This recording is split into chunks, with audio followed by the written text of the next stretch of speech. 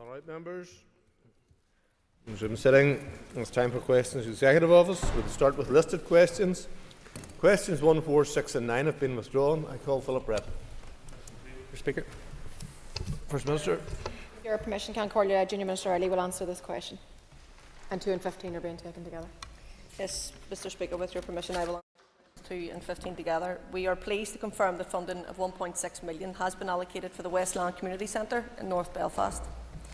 This new facility will provide services which will allow the community to access adult counselling, health and wellbeing events, after-schools clubs, special needs support and a focal point for local groups and programmes. 58 Urban Villages capital projects are now complete, including 13 in North Belfast, which includes a range of shared community facilities, parks and public realm improvements. As the project develops, TEO officials, together with Belfast City Council and Department for Communities, will continue to work collaboratively with Westland Community Group to help develop the capacity required to operate the new facility. Mr. Brett. Speaker, and can I thank the Junior Minister for her update. £1.6 million for Westland Community Centre rebuild will be very welcome. Can I pay tribute to my colleagues who have been to the fore in this campaign? Can the Junior Minister confirm that the Executive Office will work closely with the group to ensure that this scheme is delivered as soon as possible? Junior Minister. Yes, absolutely. Our team will work with the Westland Community Centre to ensure that collaborative approach. Because I think that's really important, particularly when engaging with those community groups on the ground, that they are the best place. They know exactly what that community needs. And just also to mention that the Urban Villages team will be operating in North Belfast until 2030, and that will allow all capital projects to complete. Urban Villages the aim was to provide additionality to existing provision within the areas, and we have come some way in that regard. And we do continue to work with our colleagues in other departments to understand how support can best be delivered to communities in a way which will be impactful and sustainable. Mr. Kingston. And this is wonderful news. It's been long awaited by the Westland community, and along with my colleague Mr. Brett, I pay tribute to the Westland Community Group and all who've supported them. I want to give a mention for Councillor Fred Gabain and Jordan Doran in particular, and others. They're a very active community group, very worthy of support, and I hope that the Junior Minister and colleagues will ensure the letter of offer goes out as soon as possible. I was checking with the Chairman, he hasn't yet received that, but hopefully it is virtually on its way and will soon arrive, and I'd appreciate that could be chased up. And again, just to highlight, as the Minister said, the importance of ongoing support to the community group on an interagency basis. Minister. So, absolutely, and I also commend and everyone that you mentioned there, because as I said, working collaboratively and collectively with all the people on the ground is the most important, but we're happy to chase up in terms of what the letter of offer is for you. Carl Coolin. I'm delighted as a North Belfast representative that at long last Westland Community has received resources that it's entitled to and it deserves. But could the Junior Minister outline what other projects have been added to update the Urban Villages Capital Programme, please? Minister. Thank you, and I also thank the member for a question and I acknowledge her interest in this work of the Urban Villages Programme and the promotion of good relations that you do more generally. And as the member knows, that work on the ground continues, with those local communities playing a vital role in shaping the projects and benefiting from their delivery. Alongside Junior Minister Cameron, from taking office, we have visited numerous sites, met organisations and witnessed the positive changes that have taken place as a result of the programme, both here in Belfast but also in Derry as well. And these projects are the building blocks for a shared, inclusive and welcome society. And I'm delighted to say that there have been 4 additional projects added to the Urban Villages Capital Plan. And those are the School of Music in Donegal Pass, the Market Arches in the Market, Westland Community Centre in North Belfast and the Realm Project in Derry. And these additional projects will be great assets and additions to those communities and will enable urban villages to meet the needs identified within the strategic framework for the urban villages area. None. Speaker. First Minister. Our public services are under severe pressure. Demand for services continues to rise alongside growing complexity of need. Funding is constrained and expectations for faster, digitally enabled, citizen-focused services are higher than ever. To meet the needs of all people in our society, we cannot keep doing things the same way. We must prioritise our available resources and transform how we deliver our services. The Executive's draft programme for government sets an ambitious change agenda and includes a specific reform and transformation priority. The Executive has recognised that we must take immediate action to stabilise and transform our services, to meet the needs of our citizens, grow our economy and protect our environment for future generations. A Reform and Transformation Delivery Unit was established in the Executive Office in October of 2024. This unit is in its infancy and its work programme is currently being developed. However, staff are already engaged in work to deliver the draft programme for government reform and transformation objective, and also to support the work of the Interim Public Sector Transformation Board. The unit will work across government departments and with partners in other sectors to ensure that the Executive's priorities get the focus and the resources that are needed. It will also have a key role in challenging the status quo, drawing in expert advice and driving and supporting the delivery of much needed reform. The unit is expected to be fully operational from the 1st of April 2025. Mr Dunn. Speaker, and thank the First Minister for her answer. Can the First Minister outline if the Executive has engaged with any other jurisdictions that do have a delivery unit in place to ensure that ours here can deliver efficiently and effectively? Yes, and I can tell you this topic comes up very frequently, particularly in relation to even last week we were at the British Irish Council meeting, and this is something that we were talking across all the jurisdictions because everybody's grappling with the same challenges and the same problems, and I think it's important that we learn lessons of good examples and good practice where it's there. So it's certainly something that the DFM and I are very keen to ensure that we work with partners, because I think that's important, drawing in that expertise from the outside, particularly across the private sector, build that kind of network of local and contacts that can actually help us to deliver and transform our public services. So I can assure you this is high up the agenda, and we are very open to learning from good practice from elsewhere where we think it's appropriate. Matthew O'Toole. Thank you, Mr Speaker. First Minister, in this chamber in February you said the place to discuss storming reform, removal of the veto, stopping collapse was in the Assembly Executive and Review Committee. Your counterpart, the Deputy First Minister, said exactly the same thing. Why then did your parties join together last week to block any progress being made on that at said committee? Not very linked to the question, Ceann Comhairle, but however, I will answer the question seeing as it's been put, if that's okay with you.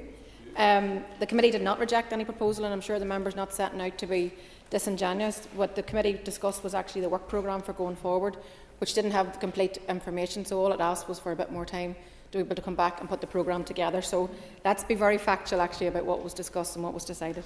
Paul Bradshaw.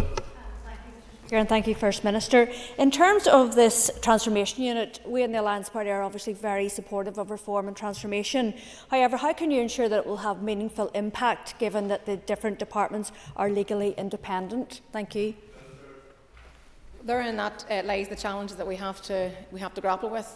This is something that we have to come to terms with. But I do believe with the new approach to the programme for government, I do believe with the approach in terms of the 9 priority areas that we've identified, I do believe that whenever we collectively come at these things and monitor our progress as we go, then we have to correct how we're going to do the transformation work and the delivery unit.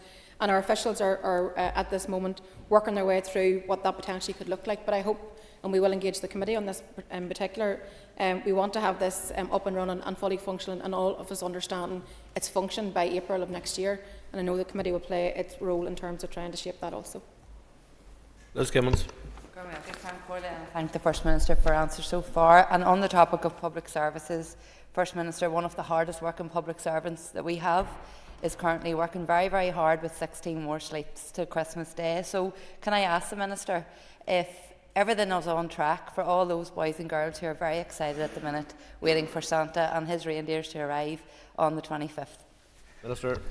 Thank you for your question, and no doubt that Shay and Dahi at home are very keen to know if Santa's on track.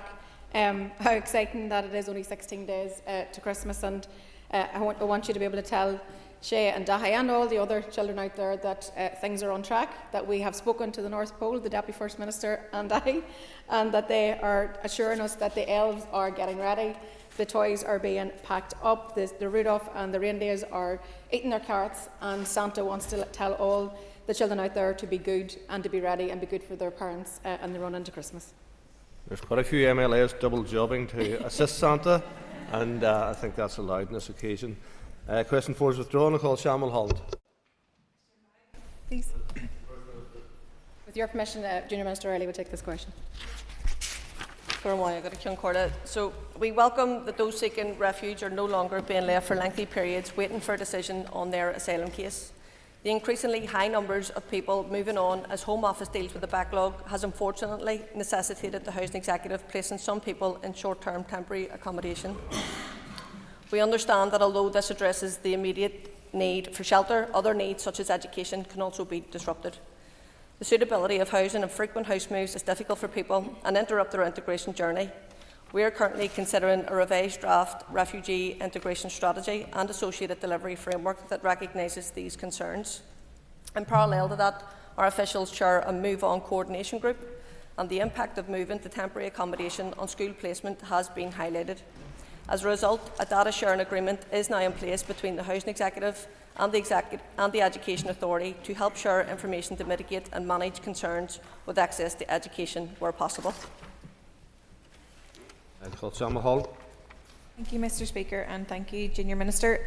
Can you clarify for us what work is currently being undertaken to assist schools having to manage pupils who are having to travel significant distances or who are having to change school at short notice? Thank you. Minister. Yes, our department doesn't have the statutory responsibility for the provision of education to refugee and asylum-seeking children. But we are aware that the Education Authority will not start school enrolment for an initial 4-week period for children living in contingency asylum accommodation or Housing Executive temporary non-standard accommodation. We've been advised by the Education Authority that this change was made because families are often in types of accommodation for short periods of time, and it would cause unnecessary disruption to secure a school place for the family and these children to move them again in a few weeks to another school. The Education Authority has assessed that such an upheaval would be absolutely unnecessarily unsettling for the child and not in their best interests. The Department of Education and Education Authority completed a mid-term review of this arrangement in early November and concluded no change was required. However, the Housing Executive has recently advised that the length of stay for those in temporary non-standard accommodation has increased.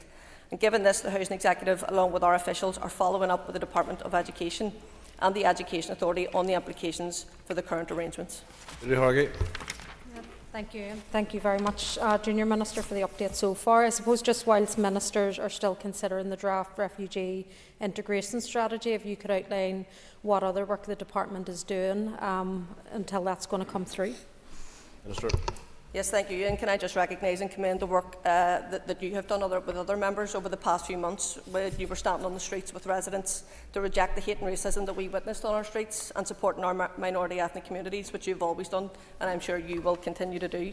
I've had the great opportunity to meet with various organisations who are on the ground daily supporting those seeking refuge here, and I also want to recognise the vital work that they do in supporting those who are in need. But whilst we are considering the draft refugee integration strategy, officials have been progressing work designed to strengthen support for those seeking international protections here. This work includes creating structures which ensure a more coordinated and collaborative approach right across government and departments, facilitating the allocation of funding, putting in place advice services for those who require them, and developing an orientation package. Question 6 withdrawn. Harry Harvey. Mr. Speaker, Q7, please. Minister. Our plan is an ambitious agenda for change for everyone who lives here. We know to make this happen, we need to work in partnership. As an executive, we are committed to working in collaboration across government, the private sector, the wider public sector, and within the community and voluntary sector. This has already been discussed with Solace members during the consultation process, and we also look forward to building this work when we finalise a programme for government, and that's approved by the Assembly. Harvey. Thank the First Minister very much for her answers so far. Minister, did you say there had been direct engagement with Solace on the programme for government, particular in relation to the future implementation? Thank you. Minister.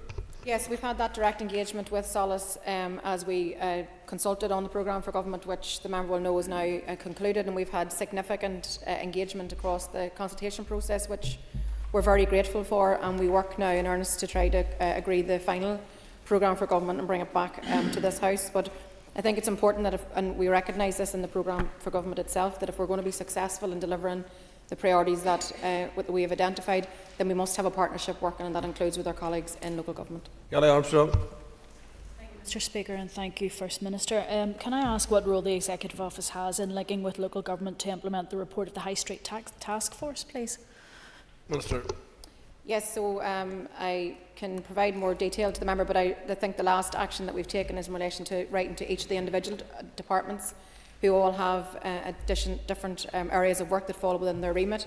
We've asked them to actually correspond with us to let us know how they intend to take forward those particular actions. So perhaps there'll be a raft of different areas that work across all the different departments. I thank you, First Minister, for your answers so far. First Minister, I welcome your answer in response to that collaboration approach, and not to be parochial, I think there's no council better at it than Mid-Ulster District Council. But would you agree with me that addressing the imbalance, the regional imbalance, is a really important part for us moving forward in terms of our economy? Sure.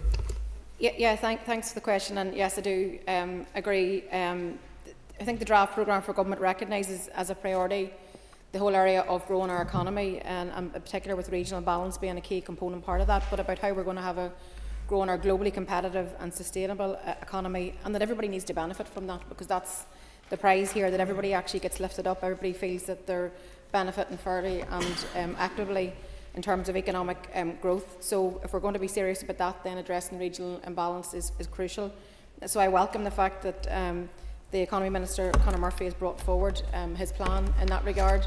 I think that's going to lead to real tangible difference. And I think when you add that alongside delivery on items such as, or issues such as the A5, the commitment to the Stroul campus, the Derry and Strabane City deal, the Mid-Ulster growth deal, all the other growth deals that we have now been able to progress. So, it's my firm commitment, and I know that's shared by many in the House, that whether you live in Omagh or in Skillen, whether you live in Belfast, whether you live in Ballyk, that we need to have fairness across the board and that everybody gets to share in the prosperity agenda, and certainly that's what I am committed to doing.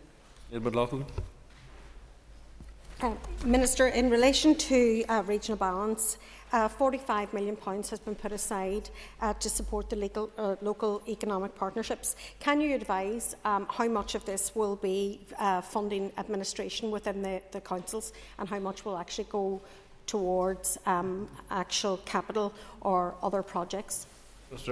I wouldn't have that detail. I mean, that would be within the gift of the Department of the Economy, who make those allocations in terms of the breakdown of the funding. That wouldn't come directly under our own office. McGuigan. Cash Deborah Hawk. Minister. The appointment of the Commissioners and the members of the Office of Identity and Cultural Expression is essential to the implementation of the provisions of the Identity and Language Act 2022, for which TEO is responsible. We are pleased to announce that panels have been established and that all 3 competition initiation meetings have recently taken place. This is a significant step in the process. The officials are working to provide us now with further advice, which will include the necessary documentation, which will enable the competitions to be launched. This process will be run in line with the Commissioner for Public Appointments guidelines. Mr. McGuigan. And I thank the First Minister on her statement, and it's positive to hear that progress is being made. Can I ask further to her answer if you can give a timeline on the recruitment process for the recruitment of the 3 bodies, and indicate when commissioners will be appointed? First Minister. Yeah, I mean, it is positive that we are making progress, and that, and I do look forward to receiving the updated documentation, which allows us then to move on to the next step. As the member will know, we've committed to adhering to the the code of practice for these appointments, and with that commitment there are additional factors that have to be taken into consideration in terms of the governance and accountability that surrounds the competition itself. But in terms of the timeline, public appointment processes normally take a year to complete from whenever the initial decisions are taken, and in this competition those decisions were taken in May past. So in this case there are 3 processes that are concurrently happening together, so that's why a bit more time has been required. But our priority is to make sure that this process is done properly, to ensure that due process is followed, and also that we get to the competition, or to the competition for the commissioners, and get them in place as quickly as possible. Sir Dixon. And thank you, First Minister, for your answers so far.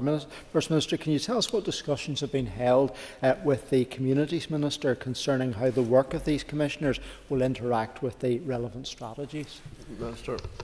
Well, they're two separate strands of work, but of course they will have to speak to each other. So I think that'll naturally happen over time. But I hope that we can see the publication of the Irish language strategy and the other strategies as quickly as possible. And I think when we get this process also aligned, then I think next year we'll start to see a real difference in terms of the strategies being put in place, the commissioners, their responsibilities, their roles, the areas that they will cover, and then we'll all be very clear about how that proceeds. But I think the two things will have to absolutely talk to each other. Speaker, First Minister has claimed that the changes on Irish will do nothing to impact the status of English in Northern Ireland. On Wednesday, in the Executive Office Committee, I pressed your officials on what the legal status of the English language is in Northern Ireland. They couldn't answer me. Isn't it the truth, First Minister, that once your office has completed the process of setting up the various bodies associated with Irish, the only language which will have official status in Northern Ireland will be Irish? First Minister. Well, can I just say to the member that the language belongs to us all, and nobody has anything to fear from any language, so we should just all embrace it. Let's create a far better inclusive society. Let's create fairness across our society, and let's not look over our shoulder at the other. Let's build a better society. That's what I'm here for. I'd encourage you to do likewise. Question now is withdrawn. Colin Crawford. Mr. Speaker. The Executive Office is committed to effective consultation and engagement with everyone across society, including children and young people. Officials use a variety of consultation methods and documents that can be made available in a range of formats to ensure they are accessible. Recently, the Department took additional steps to engage with children and young people in its consultation on the Ending of Violence Against Women and Girls strategy and also on its review of the Race Relations Order. Our officials follow guidance in the Department's Equality Scheme and advice from the Equality Commission when preparing any policy consultation and equality assessment. Where policies are likely to have a particular impact on children and young people, officials also consider whether a child rights impact assessment is appropriate. This assessment, endorsed by the Northern Ireland Commissioner for Children and Young People, aims to embed children's rights considerations at the very beginning of developing legislation, strategies and also policies.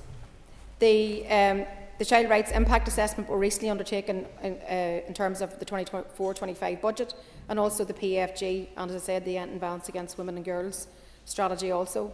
We'll continue to use these as an appropriate consultation process where policies are likely to have a particular impact on children and young people alongside our commitment to deliver and embed our Section 75 duties. Mr. Crawford. Thank you, Mr. Speaker, and I thank the First Minister for answers thus far. First Minister, can I ask, are there any specific youth advisory roles or positions established within your department? Not to my knowledge in terms of being a specific role, but just I've outlined some of the areas where, when it comes to policy development, we are in fact engaging with young people. We thought it was particularly appropriate to do it to have a child right impact assessment, get the title right, for the programme for government and for the budget, because all those decisions will have an impact on young people. So we hope that we have the right tools as opposed to perhaps having people in post. But I will actually ask the question if we have anybody in particular, but I think it's more of a general duty on everybody within the department to ensure that our policies are fit to meet the needs of everybody. Thank you, Mr. Speaker. First Minister, the engagement of older people is also very important.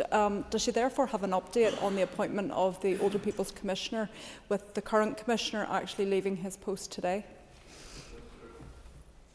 I don't have the update with me, but I'm happy to write to the member. But I can assure her that her own voice and others representing older people has been heard as part of the programme for government consultation, and we look forward to being able to advance the draft consultation. First Minister, do you agree that involving young people should include giving them the right to vote at the age of 16? And what steps have you taken since coming to office to make that happen? Unfortunately, electoral legislation is not under the remit of the Executive Office. I can tell you that as a party representative, I absolutely advocate votes at 16, and I don't think there's agreement across this House in terms of that topic, but we've had a debate. We've had the discussion. I certainly, individually, would always lobby and advocate for votes at 16, including legislative changes. Let's hope we get there someday. I think our young people should have a say and a stake in what we're doing here. Matthew Taylor. Thank you, Mr. Speaker. Minister. 7 executive bills have begun their passage through the Assembly, and it's our expectation that, subject to the consent of the Assembly, All the bills included in the Executive's initial legislation programme for 24-25, which was announced back on the 23rd of May, will be introduced during this 24-25 session of the Assembly. Some slippage is, however, likely to the introduction of certain bills within the timescales that were originally estimated. Further bills will be introduced in the first quarter of 2025, but we share the Assembly's disappointment that there has not been greater progress to date. However, it is important for the underlying policy issues to be resolved and finalised so that a bill can be presented to the Assembly in as complete a form as possible. We intend to make a statement to the Assembly on the full 24-25 programme in the new year.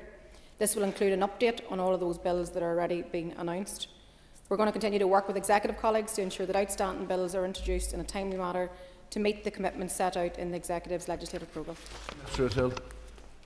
Speaker, Minister, you're very keen to talk about Santa Claus's delivery. You haven't been so keen to talk about delivery of the Executive legislation programme. And to be clear, you referred to it as the programme for 24-25. You didn't call it that whenever it was published in a statement to this Assembly. It was the Executive legislation programme for 2024, a year which is about to end. To confirm, you set yourself a low bar of 18 to 19 bills. You will fail to reach even half of that number. Can you account for why the Executive has failed to reach even 50% of the modest legislative programme that it set itself? First Minister. Well, I'm very keen to answer any of the questions that are put to me, but I don't think it's appropriate. I can't get into the ins and outs of why other individual ministers haven't brought their legislation, some of which I'm aware of, some of which is still because of policy development issues. Some is going to take a little bit longer. It may be the other side of Christmas before some things are advanced compared to when they were initially intended.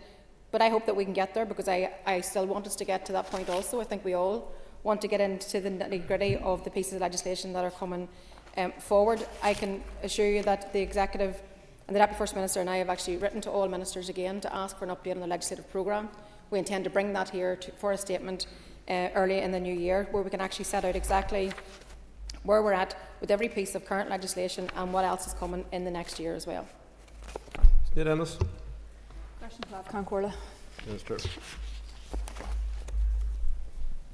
Following a public appointment process, we have agreed the successful candidate for the post of chair and 3 successful candidates for board member posts, but we're currently considering the paperwork to make the formal appointments, and we'll announce this when letters have issued to the candidates. Ms. Ennis. And I thank the First Minister for her response. As the First Minister knows, Victims and Survivor Services also plays a key role in the provision of support services for victims and survivors. So does the First Minister agree that making sure there are adequate support services for victims and survivors, that should be a crucial area of work for any incoming chair and board? Minister.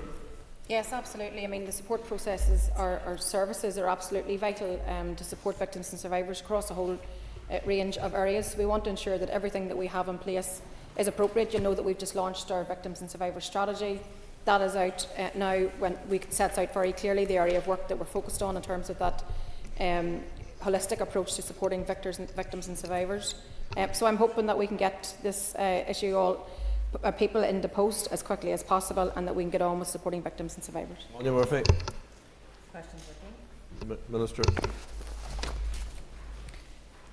On the 18th of November, along with the Agriculture and Finance Ministers, we wrote to the Chancellor, urging her to reconsider the decision and ensure agriculture and business property reliefs are retained as they currently apply, and the ability to pass down a family farm from one generation to the next is protected. Taxation must be fair and proportionate, placing a large tax burden on farm families to the extent that a significant number of farm businesses cannot continue on the death of the owner could not be described as fair or proportionate. Farming and agri-food are key sectors to our local economy, ensuring vital food security, and with family farms the backbone of our local agriculture sector and local rural communities. There's no doubt that these changes will have a disproportionate impact on family farms here compared to other jurisdictions, given that we have some of the highest agricultural land prices. We also attended the rally arranged by the Ulster Farmers Union to show our strong support for the farming community. Unfortunately, the British Government have stated that they are not willing to change their position on this, but I can assure you that we will continue to speak on behalf of our farming community across all areas that impact them and at all levels of government, and indeed we raised it at the British Irish Council last week also. Ms Murphy. I'd like to thank the First Minister for her answer. Would the Minister agree that this decision made by the British Government totally fails to reflect the the unique circumstances and challenges faced by many farm families in the north? Yes, I agree. I don't think it takes into account just our local situation here and the fact that we do have the highest agricultural land prices, so it does disproportionately impact on our farmers here and our farm families. So we've been very vocal about it. We'll continue to be very vocal about the issue. We need to have the flexibility built in around our own local circumstances, and we will take every opportunity to raise that. We know the Finance Minister has done so, we have collectively also, and we will continue to do so. We now move to topical questions. I call Matthew Till. Speaker, First Minister, to stick with the theme of the legislation programme for 2024, which will not be delivered or even half delivered, you said a moment ago that you can't get into the detail of why individual bills have not yet been introduced into the Assembly. But you were the person who launched the legislation programme. You listed every single bill that you said then would be introduced into the Assembly. So can I ask, to repeat, why are these bills not going to be... Why is the Executive's legislation programme not even going to be 50% delivered for 2024? As I said, there's been 7 bills already started and underway, and we're working our way through those. There are others still to come. There's some that I believe are only weeks away from being tabled in the Chamber. We know that there are a number of policy decisions, particularly around some consultations that were had. And there's a lot of detail to be digested and then turned into legislative provision. So I'm quite sure that ministers will bring their legislation as quickly as they possibly can. I mean, I only can refer to, for example, within our own department, we are out to consultation on the mother and baby institutions, the Magdalen laundries and the workhouses. We received 269 comprehensive responses. I don't want to rush that. I want to get it right. I want to do it timely, but I also want to get it right. So we will keep working our way through that, and I know that's similar for other ministers. I also said to you earlier that we've already started this work. We've reached out to all the departments. We've asked them for reasons as to why there has been delays, and we also have asked for a time frame for when things are coming forward. So I will be making a statement, both the Deputy First Minister and myself, in the new year around what exactly this picture looks like for the year ahead. Mr O'Toole. Thank you, Mr Speaker. I'm afraid, First Minister, whether it's Assembly reform and the reform of the Stormont veto, the legislation programme, the failure to present a draft budget before Christmas, as the Finance Minister promised, or assorted matters in the Irish language casement and a number of other things, too many people have seen warm words and platitudes but not delivery from this Executive. So can I ask, as a New Year's resolution, that you, as First Minister, perhaps think about fewer platitudes, fewer photo ops and more delivery? Well, it's a far cry from constructive opposition, Matthew, I would tell you that. I'm very pleased, actually. We're coming up to 1 year anniversary of this institution. And in this first year, we've made remarkable progress collectively as the 4 parties of the Executive. I'm so glad that we've made progress in childcare. I'm so glad that we've made progress in terms of regional balance. I'm so glad that we've been able to bring forward the budget, and we're currently working through the next budget. I'm so glad that we've consulted on a programme for government. I am glad that we've made progress on the A5. I am glad that we continue to make progress that makes a real difference to people's lives on a day basis. And I think whenever we reflect on all of that, we need to just keep doing it. We need to keep doing more of it, and I want to do more of it, and I will work with everybody constructively in this chamber to ensure that we deliver for the people that we collectively serve. I think whenever we reflect on what we've been able to achieve in this first year, I look forward to the next 2 years of this mandate to see we actually deliver even more in terms of what we set out we wanted to achieve together. Peter McReynolds. When will we hear about options on the establishment of an expert-led infrastructure commission? Minister. So I think I had maybe there might have been a written question perhaps to yourself at some stage recently. Yeah, so it's still that position that we had received the review of SIB review, and we hope to be able to bring forward proposals in this area, but particularly because we'll be bringing forward the investment strategy, and it's important that this is also aligned and part of that as well. Mr McReynolds. I thank the First Minister for her response. First Minister, Northern Ireland Water is facing monumental challenges. An urgent oral has been submitted today on congestion pressures in Belfast City Centre. DFI officials are fielding questions on Nolan this morning. The York Street interchange remains in limbo. Will we see an options paper tabled for a decision by the Executive in January or even the first half of next year? Sure. I missed what you said. An options paper in relation to wastewater infrastructure. Yeah, well, I know there's an urgent question for DFI today as well, but I think that this is one of the biggest issues I think that we have to grapple with as an Executive. Investing in wastewater infrastructure is going to take huge investment after decades and decades of underinvestment in our infrastructure. We have to do this, otherwise we won't be able to build homes, we won't be able to support local businesses to deliver. So this is something that I think we're all fixed and have our minds fixed on in terms of something that we need to find a solution for. The Infrastructure Minister has already brought forward some areas, I think, like the SUDS legislation, for example, which is going to help us to drain some of the water. There's not one solution to this. There's probably 3-4 solutions on the table. But I think, yes, we will continue to see progress in this area. We have to. We don't have a choice. We have to fix wastewater infrastructure, and I am determined to work with other ministers in which to do so. Morris Bradley. Thank you very much, Mr. Speaker. I thank the First Minister for her answers so far. Can I ask the First Minister and Deputy First Minister if they would agree with me that over 2,000 temporary promotions across all executive departments is excessive, to say the least, and would not happen in the private sector? Can I ask the First and Deputy First Minister what plans are in place to reduce the number of temporary promotions throughout all departments by advertising employment opportunities within the civil service to fill positions based on skills rather than appointments by design? Minister. I can really make a general point on that, given that the remit in terms of civil service employment falls under DOF, but I can say to you that where we have temporary promotions, we should move to make them permanent, or positions, we should move to make them permanent, and that should be the same. We should have proper workforce planning that we insist right across public service. We should have that in our civil service also. So where there are issues, then we need to find solutions to them, but that's really comes under the remit of DOF. Mr. Bradley. The First Minister for her answers, but I think it's important that we make this this move to advertise jobs within the civil service and make appointments, either new appointments or the temporary appointments that exist, make them permanent. But it's something that has to be done sooner rather than later. Over 2,000 temporary appointments is too much. Thank you. Just a general point, I think I can agree with that, yeah. Neil McAllister. I want to ask the First Minister, you referenced the consultees and the people who responded to the mother and baby homes inquiry, in particular the consultation, but I wanted to ask if your department have had any engagement across the diocese in Northern Ireland, the Catholic Church, regarding their role, particularly within the mother and baby homes inquiry and the religious run institutions. So not in relation to the programme for government consultation, obviously, but previously I have, certainly as Deputy First Minister, had met with the religious institutions, but that was in relation to their contribution, and we need to continue to do that where appropriate.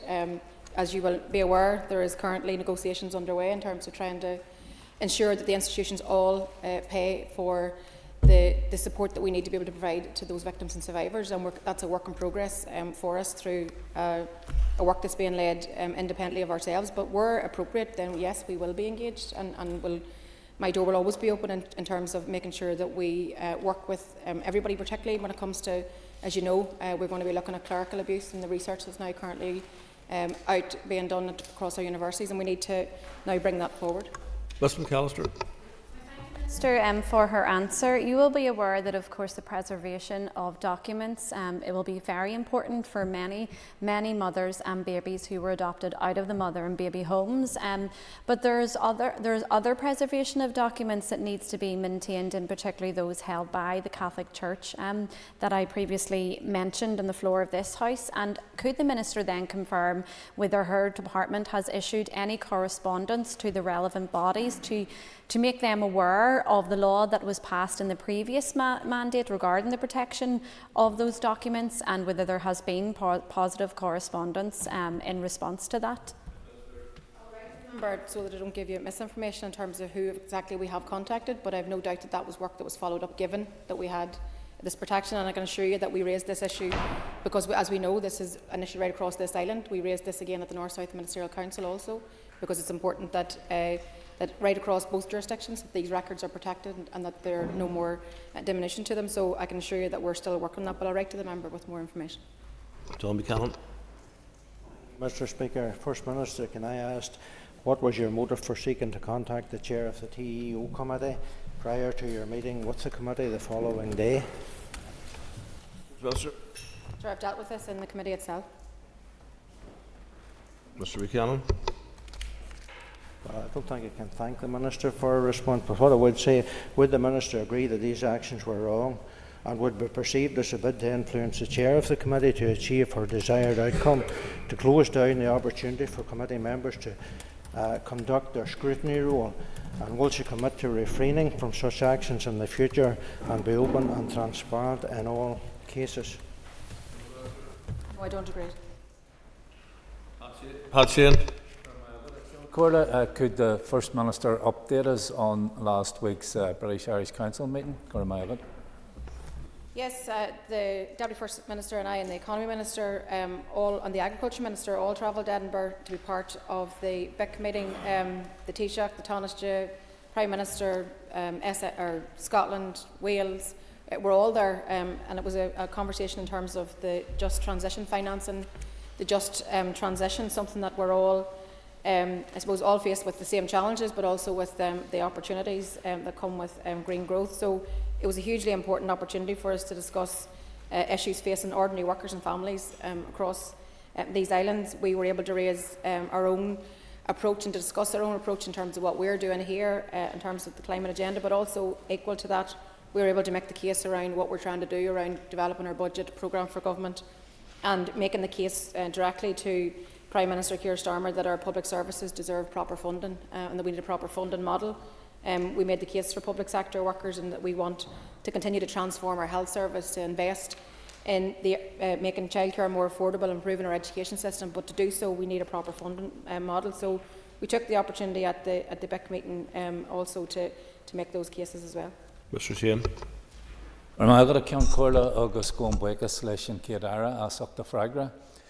Would the First Minister agree that the North, South and East West bodies are important pillars in the architecture of the Good Friday Agreement? Yes, absolutely. I mean, it's the North-South Ministerial Council, the British Irish Council, all these bodies established under the Good Friday Agreement remain key component parts, and they all must work. And I think we take these opportunities that are presented to us to learn from each other, to share good practice, to learn in terms of things that work or don't work. But these bodies themselves, in many forms, will always work to boost tourism, attract investment, encourage business development, but just really help people to flourish right across these islands. So I think that these bodies are so beneficial to us and we get so much from them, and I hope that we can continue to grow and learn and even enhance the work that we do across all of the different bodies and pillars of the Good Friday Agreement. Mr. McHugh. Minister, could you outline for us how the Department shares data in order to better inform the policy development process? So we work right across to try and share as much information as we have, because I think each department holds different information, but we now, I think, as part of the Programme for Government Development, the fact that we now have a portal where you can go on and actually look at different data, I think that's important, because I think that we need to be able to measure our progress, learn where we're doing things right, adjust when we're perhaps not doing things the way we should. So I think ensuring that we have the most up-to-date data, that we use digital innovation in terms of things that we do also, I think is going to be important, that we improve how we actually do policy development based on the very up-to-date data that we can have. Thank you. Thank you, Minister, for your answer to this point. Minister, could you maybe detail areas of work where data sharing has informed several key strategic policy areas of the Department to date? Yeah, I think one good example, I think, is around ending violence against women and girls and the strategy that we brought forward there. That was based on data that was garnered from all different sources, brought into one home, and then it allowed us to develop our policy and our strategy accordingly. We must be data informed. I mean, we can't just go on a whim. We must have informed policy that's based on information that's been gathered. And I think that kind of way of developing policy, when you co-design, co-production, working with partners, I think that's always going to lead to much better policy development and much better policy for the people that we represent. Anna Armstrong. Speaker and First Minister, from April 2022 to the present, the Office of First and Deputy First Minister has spent over £2.5 million in staff costs and an additional $614,000 for office costs for the Northern Ireland Bureau, North America. What foreign direct investment has been achieved in Northern Ireland in this time as a result of the presence of the Northern Ireland Bureau in Washington, and does this represent value for money? First Minister. Well, I wouldn't have those specific figures with me, but I can say that the office does represent value for money. I believe that insofar as the office we have in Washington, the office we have in Brussels, and I think that it's important that we have networks But alongside that, remember that the Invest NI have premises all over as well internationally, and that gives us a global footprint in order to obviously attract trade and drum up business. And certainly since we've come back in February of this year, our message on that front has certainly been that we're open for business, that we're ready to trade, and that we have something good to offer, that we have a highly skilled workforce, that we have an educated young population. And those are all unique selling points. The access to both markets, huge selling point for us. So all these bases, I think, help us to establish contacts.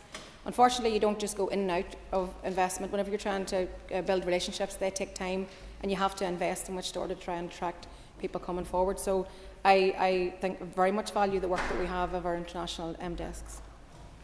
Thank you. We now move to questions to the Minister for Health. Questions 1 and 5 have been withdrawn, and I call Ciara Ferguson. Question. Minister. On the